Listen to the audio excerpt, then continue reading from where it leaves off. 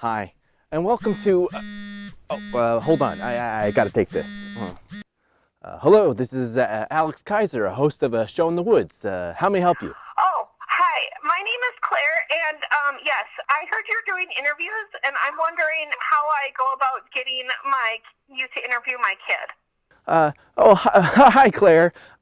Yes, to answer your question, as a host of a show in the woods, I am open to all sorts of interviewees. Is one of your children nearby the phone? Yes, Harriet is nearby, and I think that she would be amazing for you to interview because she is amazing and can dance and sing and has hilarious answers and tells the most amazing jokes. So therefore, I really need her to be on your show.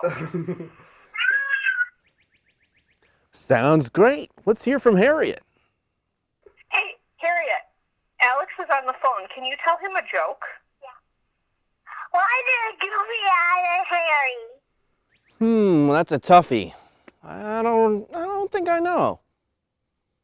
Because it was a baby driving it. Oh, that's a good one, Harriet. See, what did I tell you? She's a born performer. Well, you're absolutely right. Well, Claire, now that I have you on the phone, is it all right if I ask you a few questions? First one being, do you remember any interesting dreams you've had?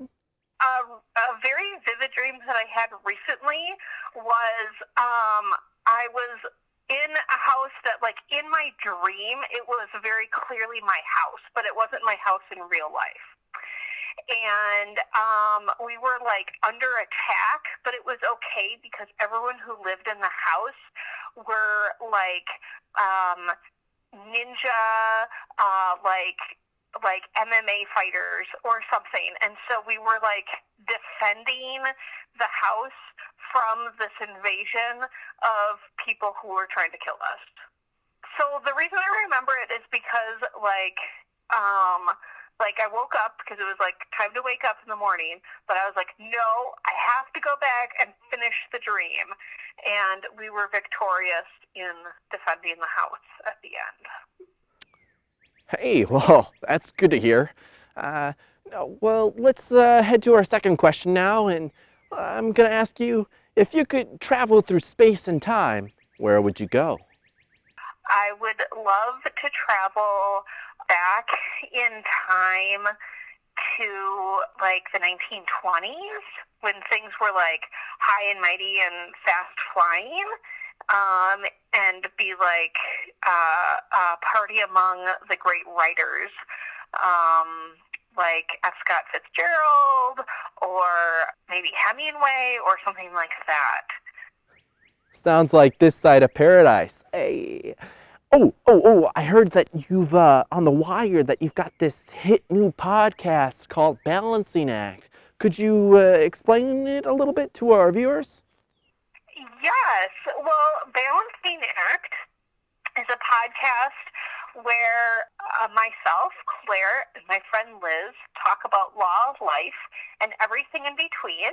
We're two solo practicing attorneys in the Twin Cities metro area of Minnesota, and we talk about what it's like to practice law and kind of how we balance that with our personal lives with our kids. Tune in. It's great for lawyers, non-lawyers, and anyone who is interested in hearing our thoughts. So where can I tell folks to go to listen to this podcast? Well, you can like and subscribe on many of your favorite podcast support systems. You can get it from the Anchor, Apple Podcasts, Google Podcasts, Pocket Casts, Spotify, and a couple others that I can't remember right now. Groovy. I'll be sure to check it out. I hope we've got everything sorted out for you. Yes, everything has been perfect. Thank you for promoting me and my daughter, and I certainly hope that she can come back on your show again because she has a lot of rambling, random thoughts that are hilarious. Looking forward to it. All right, well, see you around, Claire. Hope you have a good one. Okay.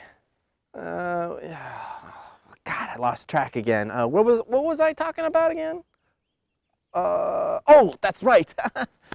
Let's talk about the last episode's coded message. It's kind of urgent, so free skull.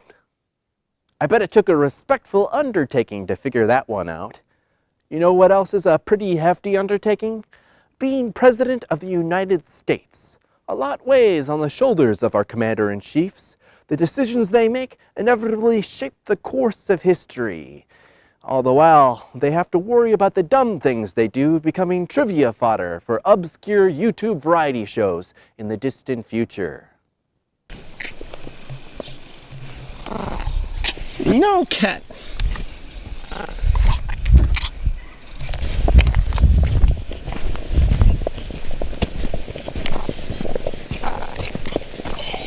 Question number 1.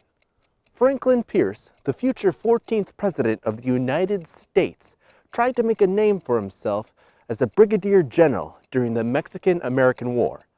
Unfortunately, things didn't really go well for him, especially when A. He accidentally hit himself in the nether regions with the pommel of his saddle. B. He suffered a severe case of Montezuma's revenge. C. His superior officer, General Winfield Scott, told him to just leave the field of battle.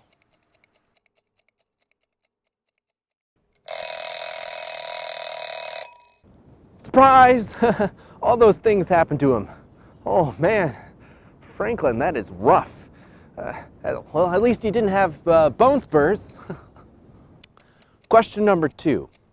Benjamin Harris, the nation's 23rd president, was a notoriously boring person. Which of the following statements was a contemporary rumor about how boring he was? A. He was always after his cabinet for those TPS reports. B. He swore only twice in his life. C. He spit out his first sip of Coca-Cola because it was just too spicy for him.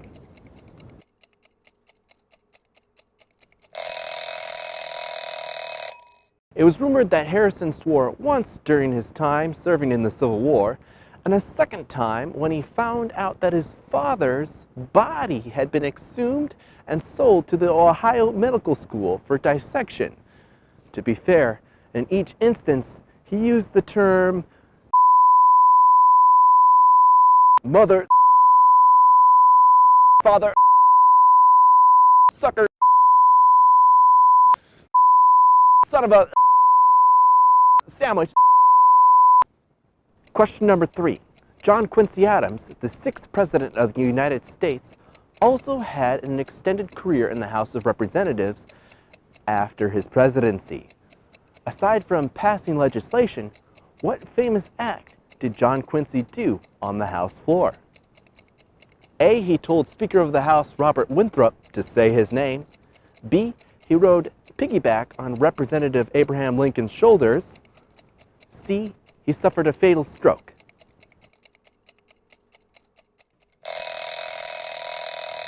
Yes, it was a fitting end to the distinguished career of John Quincy Adams.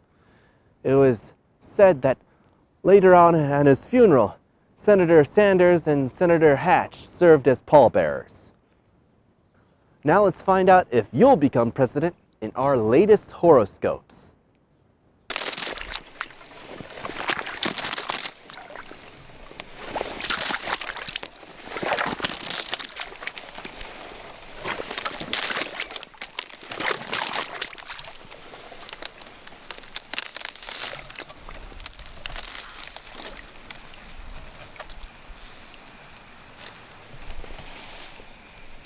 Aries, if someone calls you an amateur, feel free to retort with another word that starts with an A.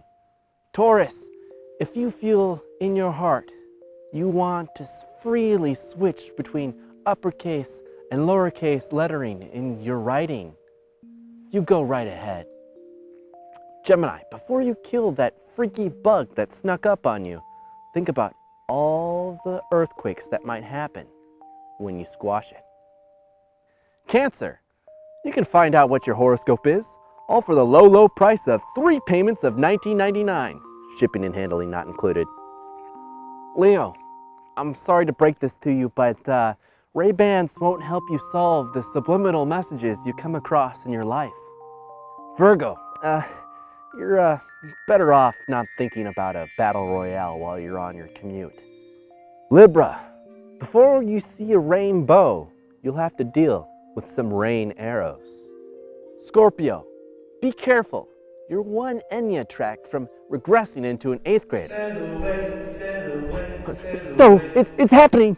Sagittarius, hey, whatever it is, it's no big deal, man.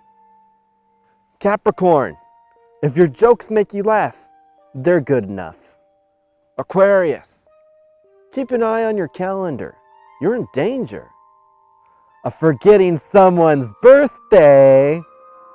Pisces, don't beat yourself up about staying in bed just a little bit longer.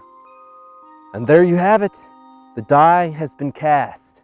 Now, let's get ready for some rating, corporate or otherwise, by reading Sun Tzu's The Art of War.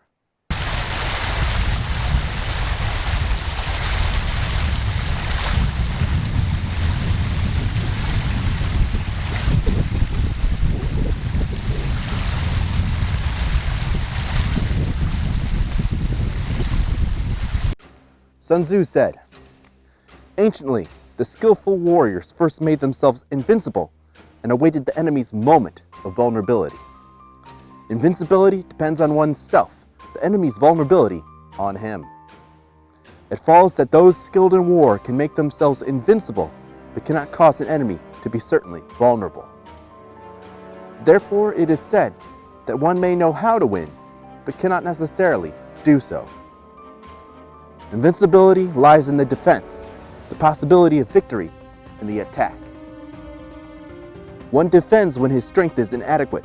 He attacks when it is abundant. The experts in defense conceal themselves as under the ninefold earth. Those skilled in attack move as from above the ninefold heavens. Thus, they are capable both of protecting themselves and of gaining a complete victory." Well, that's our show for today. Thank you for watching. I hope to see you all again soon.